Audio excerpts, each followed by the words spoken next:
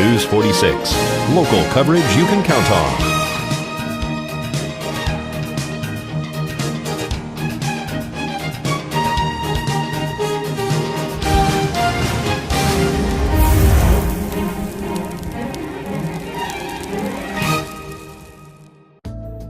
I was so upset after my car crash, I didn't know what to do. I was referred to Affiliated Chiropractic and Affiliated Physical Therapy. They coordinated my insurance agent, recommended a good attorney, and they even knew a good body shop. From my police report to my complete rehabilitation, it was like having a car accident expert at my side. Whether your pain is from a recent accident or just something you've been suffering with for years, our full-service clinic can help you live pain-free again. Dr. Ron, one of the things, popular issues that's over the last couple months was the SOPA and the PIPA bill, and how they were stopped basically by the American people getting up and saying, hey, leave my internet alone. What do you have to say about that? I noticed you were one of the only candidates to black out your own website. Right. And and also I was the only Republican that signed letters to try to stop that.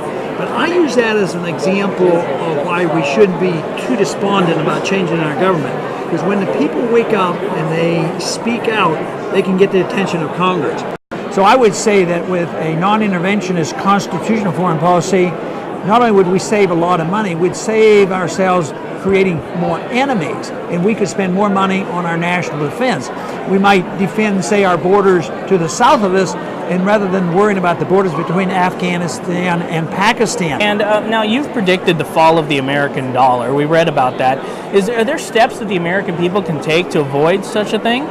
The only thing they can do is reject the notion that the government is their salvation. They have to reject the idea that entitlements are rights. Sounds like it should be a right if you're entitled to something. Right. But your individuals have an entitlement or a right to their life and their liberty. And I think they should have a right to keep what they earn, but they don't have a right to their neighbor's property. So this idea that government can provide free housing or free education or free medical care or free food is impossible, because they have to use force and violence through the tax code to take from one group and redistribute it.